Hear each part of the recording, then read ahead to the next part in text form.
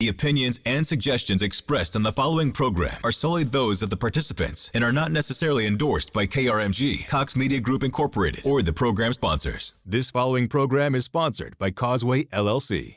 Information in this broadcast is not intended as an investment, tax, or financial advice. Matthew Moore is not a licensed investment advisor and speaks solely from his experience and opinions. All information in this broadcast is for entertainment or educational purposes only. Matthew Moore, Causeway, LLC, and Cox Media Group Tulsa are not responsible for the success or failure of any person's investment decisions or purchases. Matthew Moore, Causeway, LLC, and Cox Media Group Tulsa makes no and expressly disclaims all representations, warranties, and guarantees with respect to this broadcast and its sponsors. Investing in any market is inherently risky and can be financially dangerous. Invest at your own risk. Gather knowledge in the world of cryptocurrency right now on 102.3 KRMG, Tulsa's news and talk. Welcome to Cryptocurrency with Matthew J. Moore. Matthew is locally based right here in Tulsa. Questions, comments, concerns? Call 918-460-5764 or send us an open mic using the KRMG app. Now, here's Cryptocurrency with Matthew J. Moore. And good Sunday evening to you. My name is Russell Mills. Thank you so much for joining us for Cryptocurrency with Matthew J. Moore. Starting to see Bitcoin stage a little bit of a comeback. Everybody's eyes on the Fed. What is the Federal Reserve going to do this week? What is the news? What are the headlines regarding cryptocurrencies and blockchain technologies? Well, we've got a great panel to discuss all that for you today on one of the world's only all crypto radio shows.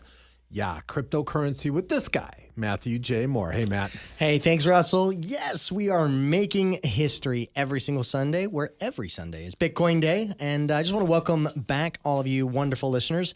This is the place where you can get your fix. Yeah, the Bitcoin fix, that is. You can call us the dealers of maybe hopium and financial freedom.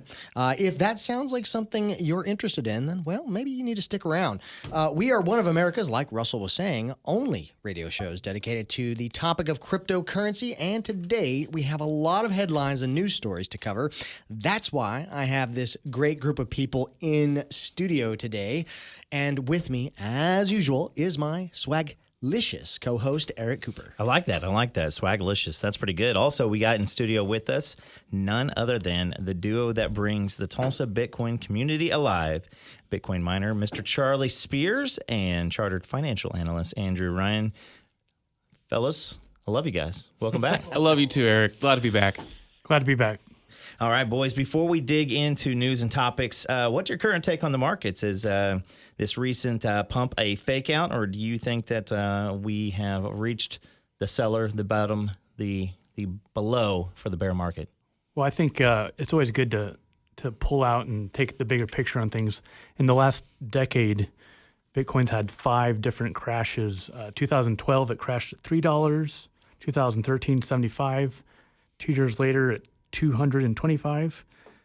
2018, it crashed to 3,200. Then 2020, as we know, it crashed around 4,000 to 5,000.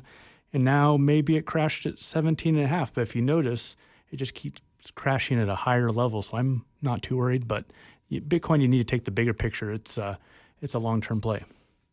Well, we may not be able to predict the future of price action perfectly, but one thing that we can predict, though, is the next Tulsa Bitcoin Meetup. Can you guys share with everybody who's listening where you plan to do this next mix and mingle? What's the subject matter? This month's Bitcoin Meetup is at Bar 473 on this Tuesday at 7 p.m., Bar 473, 7 p.m. this Tuesday. And imagine it's the soundtrack to The Good, the Bad, and the Ugly, because we are talking about exchanges, the landscape of cryptocurrency exchanges, the good, the bad, and the ugly. We have a subject matter expert talking about those. She's got experience inside, behind the curtain. And so we really want to educate and promote good practice. But best practices are practiced by educated people. So that's our goal.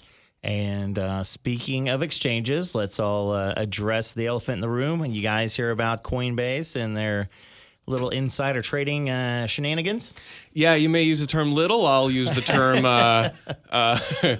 rampant. Yeah. This has been common knowledge inside the industry, which is really unfortunate because it's not like enough scams already happen in crypto broadly that we don't need some of the more compliant, like more popular exchanges to then have this issue. And these issues are rampant at certain institutions more than others. And we can talk about which ones we like, but it's just very unfortunate to hear Coinbase insider trading. Everybody knew it happened. Now we just have proof. Now, human nature with something like crypto, where obviously we're trying to get away from this, right?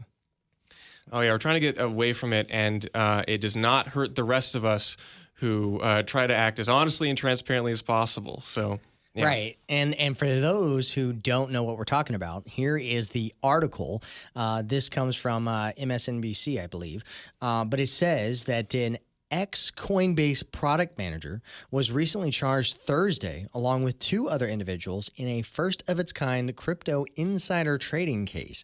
In a separate complaint on Thursday, the SEC said that 9 of the 25 tokens allegedly traded in the scheme were securities. So Coinbase's chief legal officer then pushed back and denied the claims. Thursday, in a blog post, he wrote in a blog post titled, "Coinbase does not list securities." End of story. But I think what's interesting and what we got to keep in mind is, yes, Coinbase is pushing back, and supposedly their whole process of listing these tokens have been quote unquote cleared by the SEC some time ago.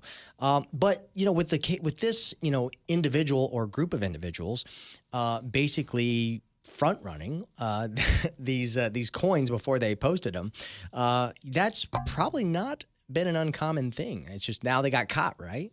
What are your thoughts, Andrew?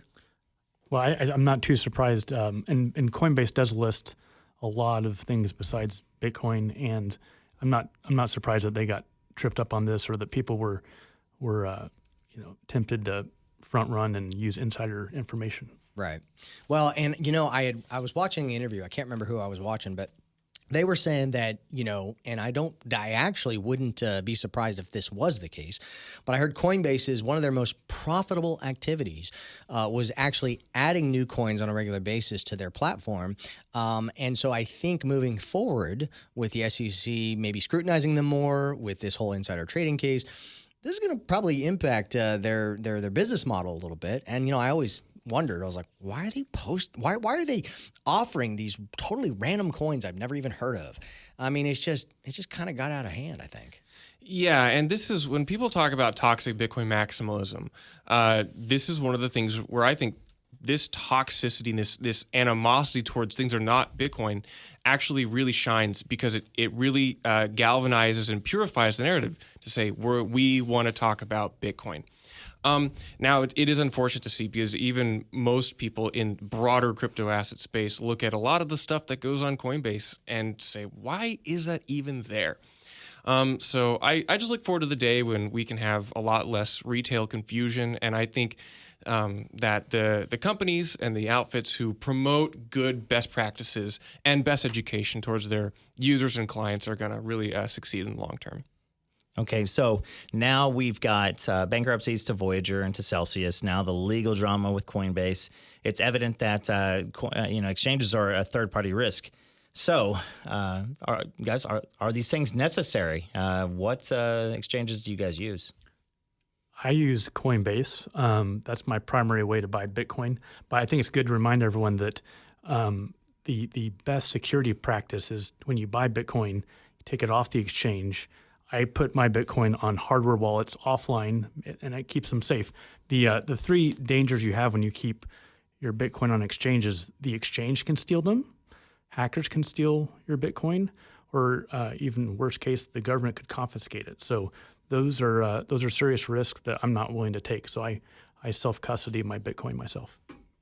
I use a number of exchanges, both corporately and personally. I don't use them as intensely that much, mainly because I don't need as much of an on-ramp to acquire these.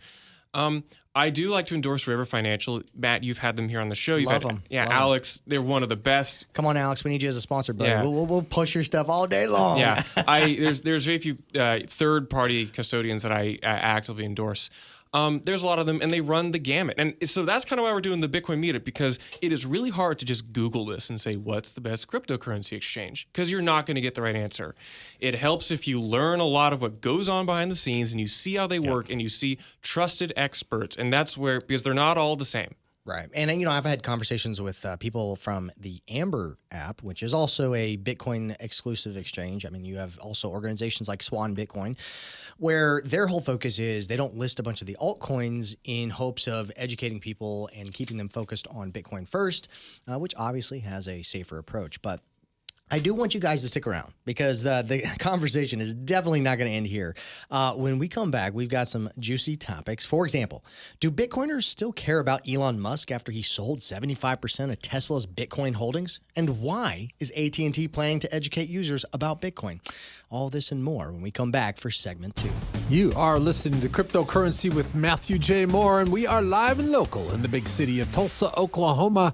It's Sunday evening. We're going to take a quick time out, catch breath, and come right back. So stay with us. This is 102.3 KRMG.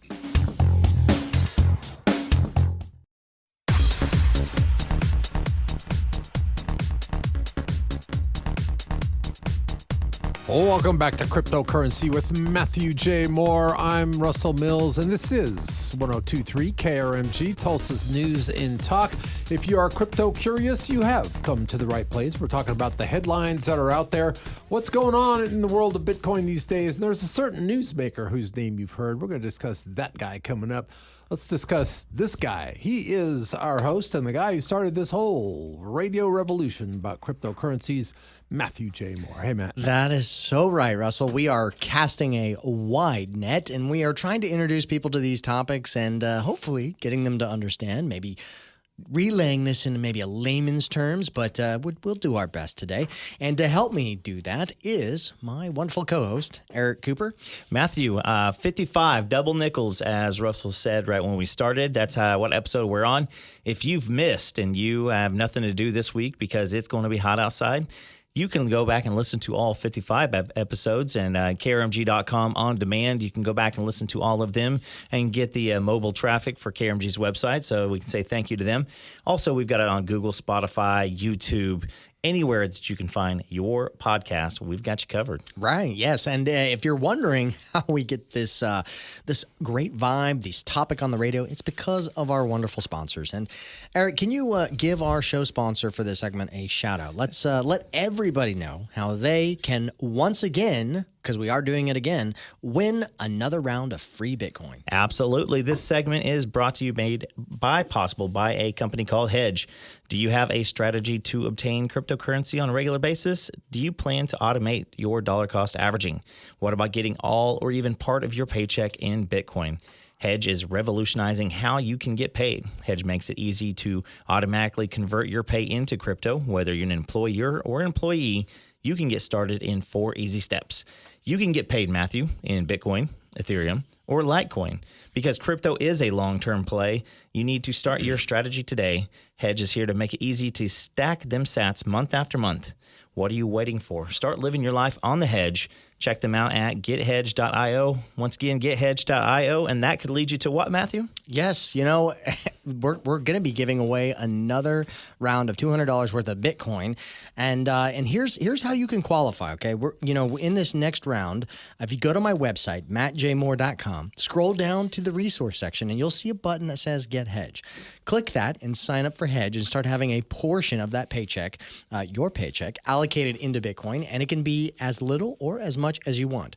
Last time, okay, here's the catch. Last time we had a ton of people sign up for Hedge.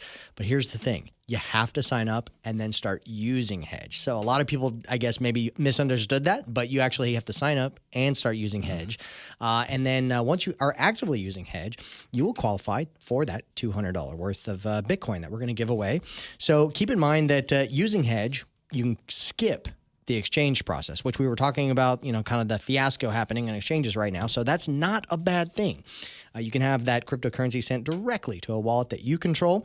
And once you sign up and start using Hedge, they will give me a list of emails from those who have signed up and are using it from my referral link. And come the 21st of August, I'm going to draw another winner and send them $200 worth of Bitcoin. It's that easy. So what are you waiting for? Go to my website, mattjmoore.com, and scroll down to the resource section. You'll see that button that says Get Hedge. All right, Matthew, let's keep this party going. In studio, once again, our regular contributors, Charlie Spears with Nakamotor Partners. Charlie, what's up, buddy? Howdy, good to see you. And then chartered financial analyst Andrew Ryan. It's whatever you can do. Say it one way or the other, depending on people's cell phone habits. Ryan. And but Andrew, welcome back. Thank you for having me. Okay, well, let me go to the next question. Sorry. I was just savoring that last sip I took of my drink there. Oh, there you go. All right, well, as much as I hate to talk about this, Elon Musk again, he is once again making headlines in the Bitcoin world. In a earnings disclosure on Thursday, Tesla announced it had sold 75% of their Bitcoin holdings. But don't worry, Elon did say he still has all of his Dogecoin. That's a joke. I'm glad. I know, right? Because I was concerned. Concerned, yeah. I was too. Not really. But Tesla's initial purchase of $1.5 billion worth of Bitcoin was huge news at the time and helped fuel more than a 60% climb in that Bitcoin price in the months following the announcement. But the news that Tesla was liquidating its coins has not had a correlating or corresponding negative effect on the Bitcoin price or market sentiment, in my opinion. Elon's statement basically said that he sold in fear of having enough cash to weather the current China lockdowns, and it's not a verdict on Bitcoin itself. They still hold 25% of their Bitcoin holdings. To me, seems a lot of this selling took place earlier when the general market was kind of dumping due to the Terra Luna news and project, with that one blowing up, that whole cryptocurrency project blowing up, and then other bankruptcies in the space as well. So, guys, here's my question to you. What is your take on this news? Do Bitcoiners, do we still care about Elon Musk? What is your take on Elon's weak hands, or lettuce hands, I should say? Because, diamond hands, that means you ain't selling anything. Yeah, or paper hands. Or paper hands, yeah. I mean, I think big picture, it's just noise. I mean, it was nice. It was good news when he said he was going to buy some Bitcoin. It's not necessarily bad news or neutral news, but it's just long term. Bitcoin's going to be fine, and I'm not sure if Elon Musk really was ever a real believer or really understood what made Bitcoin so powerful and revolutionary. Yeah, he was like, because for a while there, he almost fell prey to the whole environmental narrative that Bitcoin was bad for the environment. But lithium batteries, that's another story. Yeah, I will say, if you look at Tesla's Q2 filings of 2021, they actually only sold one Tesla for Bitcoin. So it was actually never really that big of a deal on their sell side. I'm kind of surprised he sold the Bitcoin. I don't really think he ever understood it very well. So do you think it was just Michael Saylor getting into his ear going, hey, bro, if you buy a bunch of Bitcoin, the whole market's going to follow you and they're going to pump your bags? I think that had something to do with it because they did talk one-on-one at some point. Right, exactly. All right, guys. So we also got the AT&T news, right? The largest telecom company in the world, AT&T Inc., has organized a special session in which experts will discuss the innovation and security challenges involved with cryptocurrencies. It seems that despite the current bear market, that many of these big corporations are still gearing up for the future that involves Bitcoin. They claimed that they were going to be the first ones to accept crypto payments back in 2019. And so my question for you guys is, do you think that the trend is going to continue? And are these bigger companies still going to try to make education the number one need? I think it's going to come in fits and starts, but adoption is just increasing every year, and so it's going to be noisy. But I'm not surprised. Yeah, every year they're like, oh, this new person or this new company is doing this with Bitcoin crypto. Is this trend going to continue? And then it does year after year. So they just get bigger. The countries get bigger that adopt it. I'm bullish on it. Fits and starts, though. Right. Well, I think education is going to be key, and the more people and the more corporations that are doing it, the better, in my opinion, because people can make better and wiser decisions, especially if they're entering this space. Unfortunately, we have limited time on this segment, and I do want to make mention of this next news story in the next segment. But did you know that the Texas GOP is gearing up to enshrine cryptocurrency and monetary freedom into their state's constitution? That and more when we come back for the next segment, because I think that is an interesting piece of news. In fact, we've got some stuff happening in Oklahoma as well, which I think Charlie's going to share a little bit about that, legislation about Bitcoin mining. So I think that'll be a good conversation starter. All right, good little sneak peek at what's ahead. And don't forget, the Tulsa Bitcoin Meetup is happening on Tuesday. It's going to be 7 p.m. They're going to meet up at Bar 473, which is just west of Lewis there on Admiral, is where you'll find them again. That's Tuesday, 7 p.m. You're listening to Cryptocurrency with Matthew J. Moore on 102.3 KRMG. Here comes the news. Be right back.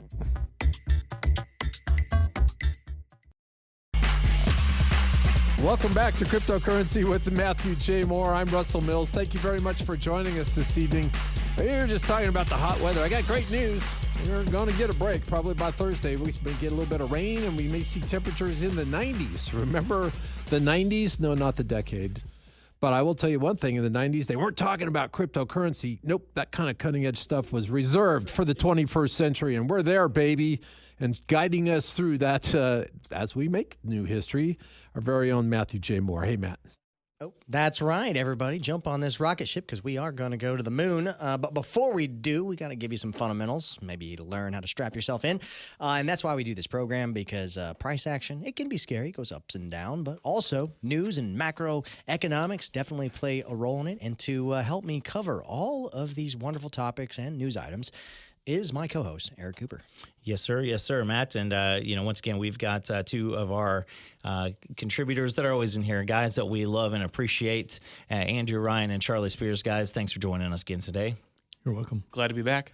I know. Well, before when we were at the last segment, when we went to break, I brought up a news story that I found was interesting, and I'll be quick on this, and I'd love to get your guys' take on it, because I do think this is actually going in a good direction, at least for the state of Texas. I mean, Texas has definitely stole Oklahoma's thunder, and 2019, we did have a chance to beat Texas, but we chose not to. That's for another story. Anyways, okay, so here's the case. Texas, the GOP in Texas, they want to add some revisions to their state's constitution that involves cryptocurrency and financial freedom, in my opinion.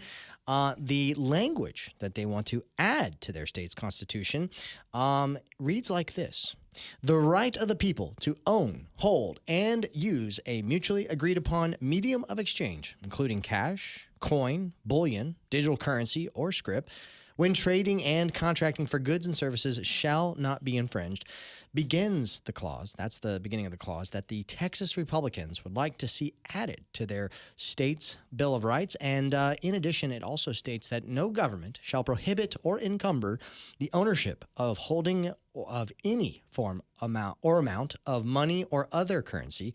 And the platform continues to say that explicit protections are needed for the natural right of Texans to keep and exchange and store their wealth in the mediums of exchange of their choice. So I think that's a move in the right direction. Sounds exciting.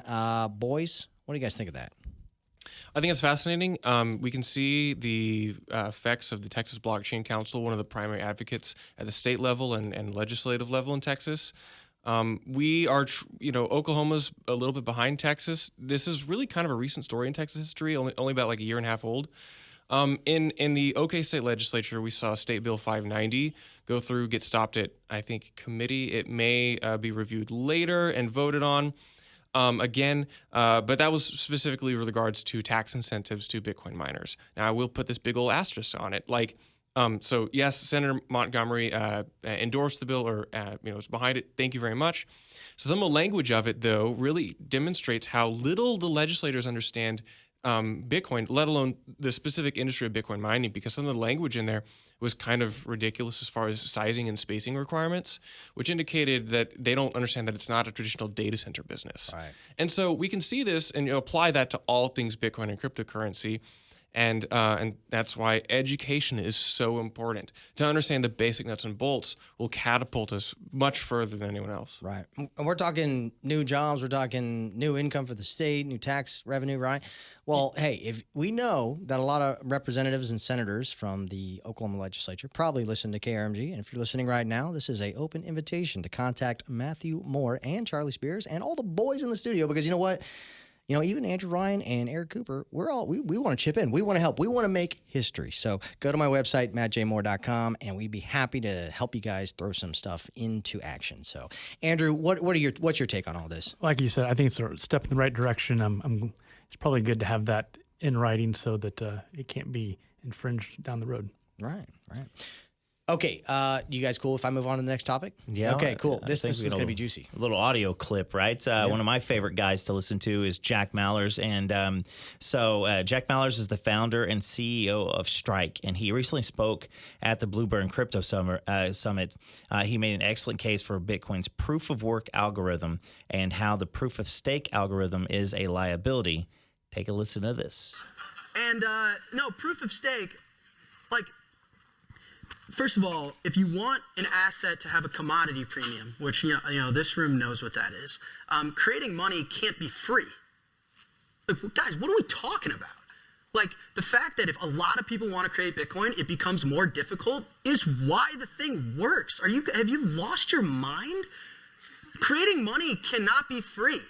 And so, what do you mean it's just a stake in the network? So someone like BlackRock just buys stakes in the network? It's absolutely ridiculous. And then you also have to account for things like the laws of physics, which proof of work does. I think what Michael Saylor calls Bitcoin property and everything else not. I think the real direct messaging there is your relationship with Bitcoin's not a liability, okay? Your relationship with Bitcoin is not a proxy to some foundation, some team, some corporate structure, some development decision. In fact, the founder of Bitcoin, he, she, or they might be dead. And it's working really well, Matt. That's what Saylor means when it's a property. There's no liability relationship. Like stable coins, there's a liability there. It doesn't mean stable coins are bad. Matt, I own a security. It's called Strike stock. Securities aren't bad. Building liability relationships, like Tesla stock's not bad, but there's a liability there with Elon and the company and their roadmap and their cash balance, right? And so proof of stake, your relationship with that asset's a liability. A stable coin, your relationship with that's a liability. In theory, what you want is a monetary asset where there are no liability relationships. That's the whole point of the thing. That's what proof of work solved that. It was like an amazing innovation. Proof of stake, if proof of work is we finally got an airplane to fly, this is a quote of a friend of mine. Proof of stake is we know how to make it cheaper, faster, and less carbon efficient just by not flying. It's that's not a competitor. That's just a totally different. Yeah. Well, as you can tell, Jack's super passionate about that. And I think he made some wonderful comments. What do you guys think about what he said? Well, I think proof of work anchors the money to reality. And he's totally right when he says that money can't be free to create making Bitcoin. So what was it? How much Bitcoin's made per day? 900 a day? 900. And it's horribly expensive. But it's good. And this is a total side thing, but I think Bitcoin will be one of the most amazing things to help the environment long term by using very low cost renewable energy. But Bitcoin is anchored into physics and reality. And that's what makes it a magical invention. I think people would expect me as a Bitcoin miner to be very anti-other consensus mechanisms. And I actually say this. I'm more agnostic to block production consensus like proof of stake. I think it actually works pretty effectively at certain consensus. But when it comes to money specifically, I strongly disagree. And I want to differentiate proof of work from that. And it's because Satoshi discovered a way to solve what's called the time ordering problem of events, saying event A happens before event B. And one of the ways we do that is by expending energy, which if you know Einstein was related to time and expending energy, we can now probabilistically create these blocks and order these events. If a node in a proof of stake network falls off the network, it has to trust a different clock somewhere on that network in order to say, this is what events happened while I was gone. Proof of work does not. You can look at the blockchain with your node and say, this is what happened. I don't need to trust anyone. This is specifically why we talk about proof of work and Bitcoin as being trustless. Jack talks about that, and you have a liability with trusting another entity in other consensus mechanisms, and you do not with proof of work. And so that's why I distinguish between the two. I think proof of stake and other consensus mechanisms are really cool. They're just not the same. Right. Well, good money can't have liability relationships. So whether you're talking about seashells or gold or Bitcoin, they're all pure assets, and there's no counterparty risk. You have to have that for something that's going to be a global reserve asset. Yeah, and it could easily be argued that the proof of stake method is more related to what we currently have now, which is a fiat money system, in the sense that it's just created out of thin air. A lot of them were pre-mined with these proof of stake algorithms. And then you've got these extremely large holders or validators that are participating in the network. Maybe they were close to those who created the coin, or maybe they had a lot of money and wealth already to acquire a bunch of it to participate in the network. And the more you have, the more reward you get. So yeah, I think when it comes to money, if you want something to be fair, you have to prove that you've done the work. You have to prove that you've expelled the energy and time and resources to do it. So I think, and to Charlie's point, I actually think, and I'm not going to put words in Jack's mouth, but I think, other consensus mechanisms, they're not bad in themselves, but if you want to, there could be plenty of use cases for other crypto projects that have these different consensus mechanisms that are going to be used all over the place. But if you're talking about money, I think proof of work is where it's at. Yeah, and it's because we look at the way the founding principles of democracy, and we say those should be enshrined in who we are. But it's not bad to then create other entities which operate on different principles within this larger democratic regime. So companies. And so this is where the private model, or maybe small, other kind of more corporate blockchains, are not necessarily bad. We need to be very careful about distinguishing between these, though. They are not the same. They have certain advantages. And I also want to say that, again, any historical analogies of legacy institutions and legacy ways of driving consensus all fall short, because this is an entirely new paradigm of getting all these things together. So we can say proof of stake is a little bit like the legacy financial system. I would just say it's the closest thing you compare it to. It's still something entirely different.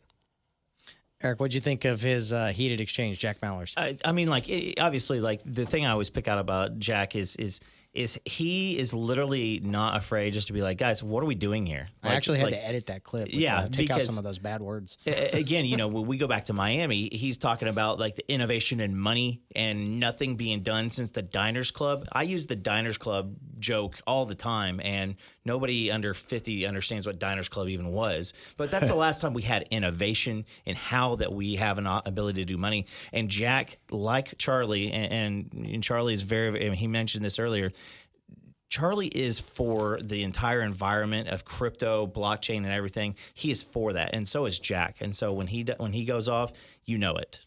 And we're for the whole thing, but we just want to only plant our flag in Bitcoin, because it allows us to be very pure and more focused, and feel sleep a lot better at night. And I want to note that Jack Mallers is 28 years old. Yeah. And I ran into that tweet showing that video everywhere last week. I mean, so clearly what he said struck a chord with the community. Hey, we keep our finger on the pulse of what's going on in the world of cryptocurrencies, so you've come to the right place if you're trying to stay informed. This is Cryptocurrency with Matthew J. Moore. We're live in Tulsa on 102.3 KRMG. Quick timeout. Be right back.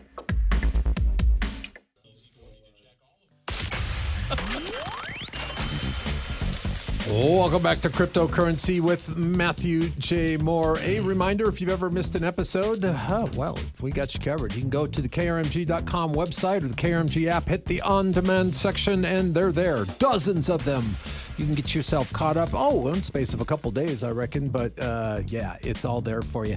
We'll just keep pumping out new content starting right now, live and local in the city of Tulsa. Here's Matthew J. Moore. Hey, thanks, Russell. That's right. Every time we do this show, something new is going to happen, because this whole space is new for a lot of people. And that's why we try to explain it to you guys, and maybe bring some context to some words and some concepts that maybe you heard from a friend, or maybe some, teen or kid that was so excited about maybe an NFT or Bitcoin itself. I mean, gosh, this world is so expansive.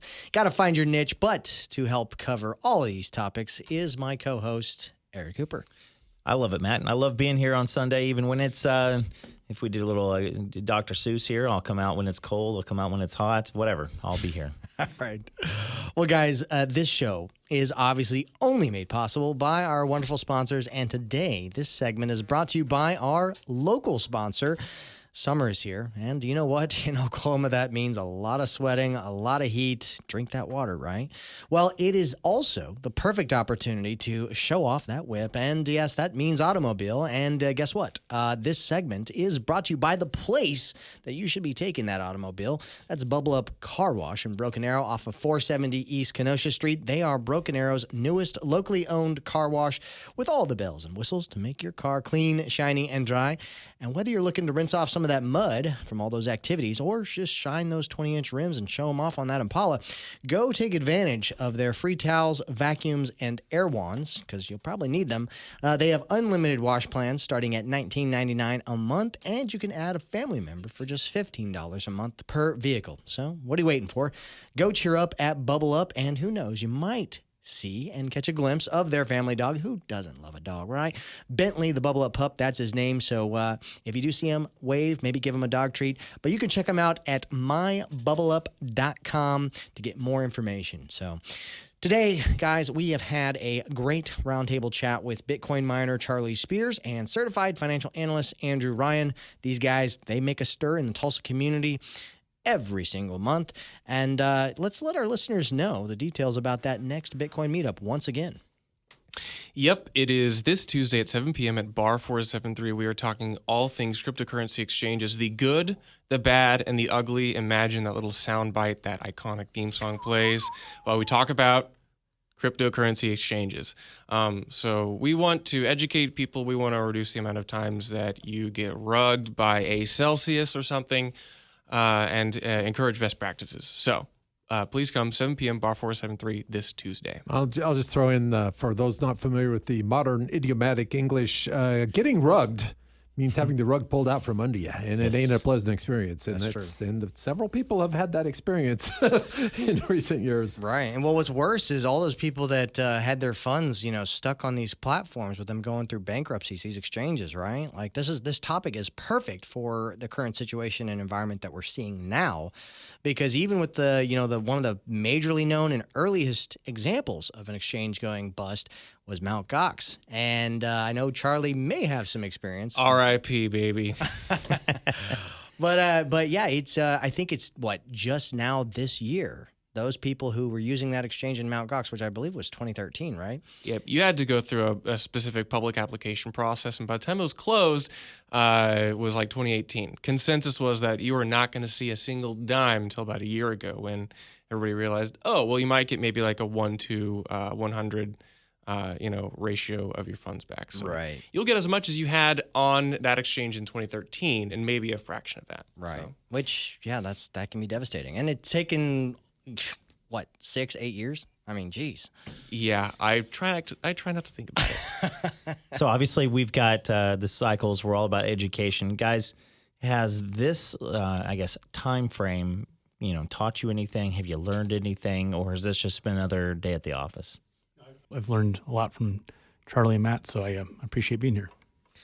I've looked a lot at what actually goes on the blockchain now, more both from an analytics perspective and from just an exploratory thing. Weirdly enough, now that we've got enough years under our belt in this crazy Bitcoin blockchain, we can do kind of older historical studies on what has happened.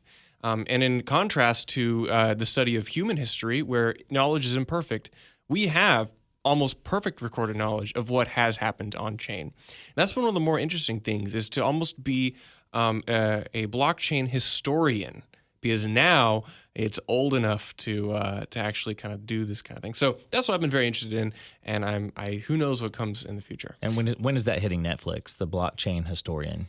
Whenever people figure out what a blockchain is, so whenever it's like not unique to have a story about Bitcoin or a news radio show about Bitcoin, then the public will kind of wrap their heads around what that even means. All right. Well, real quick, where can everybody find you two if they're interested in your work? Twitter at CB Spears, or the Nakamotor newsletter at nakamotor.io. I'm on Facebook, Andrew Ryan, and the group is Tulsa Bitcoin Meetup. And are there a free round of drinks this time? There's not a free round of drinks yet, but we might pass the hat around this time. Who knows?